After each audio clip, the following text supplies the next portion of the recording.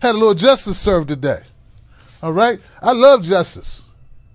I said we rarely gonna get justice, so when you get justice, you gotta feel a little good about it. It's okay. And Brett Kavanaugh's vote, the vote to move this forward to a vote, is what happened today. Now before we do this, let me give you a little bit of background just so that people know what took place and the significance of what took place today. Okay? Because it's not that obvious what the hell is going on with this case. All right? They were voting to decide if they were going to move to the actual vote. It's something that's called a KOTOR. They had a vote to decide if they were going to be moving to the vote stage, and they will no longer debate if they're going to take this to a vote. This is just the procedural rules that the Senate goes by in order to make votes. What the results were, it was a 51 to 49. Okay, a 51 to 49 vote. 51 for, 49 against. Okay? This sort of hinged on these four, actually I'm going to call it 4 Republicans. Because one of them is a Democrat, but for all purposes, all reasons, all things that you can make this person a Democrat, they're a Republican.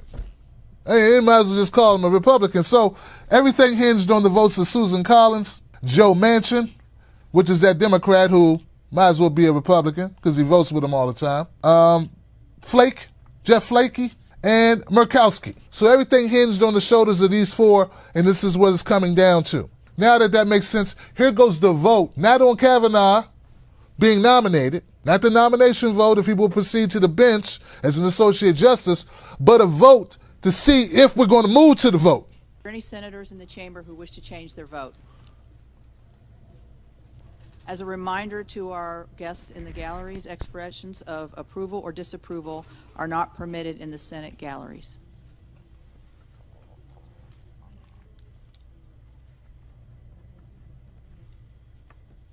On this vote, the yeas are 51, the noes are 49. The motion is agreed to.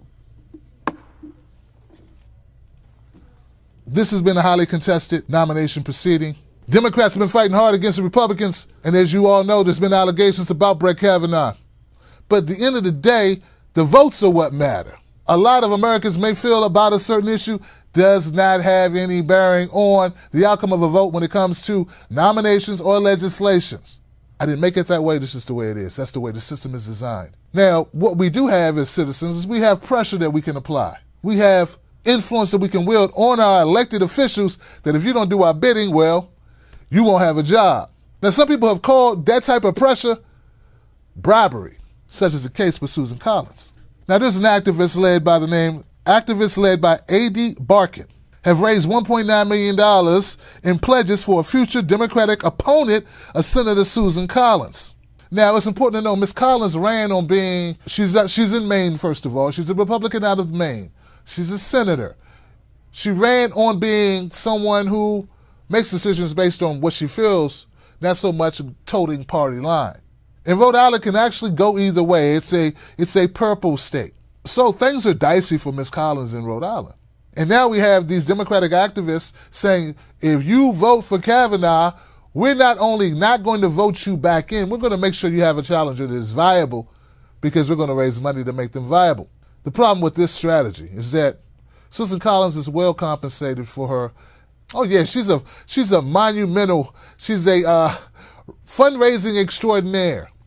She's funded by the likes of General Dynamics and Raytheon, defense contractors. She's never in the need of money, and any amount of money that you'll raise, well, she'll just raise more. That's what she does. She's prolific in her fundraising abilities, as are most Republicans and most establishment Democrats.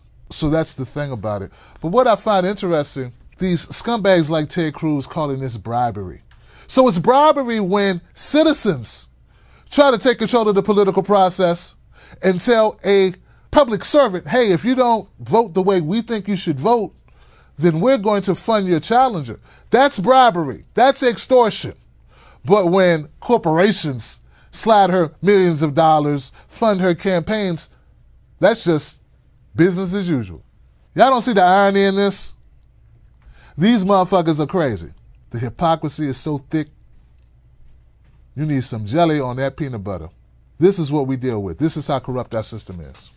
As I stated, her top contributors are General Dynamics, Raytheon, but she gets busy with other industries such as Marriott International, Microsoft.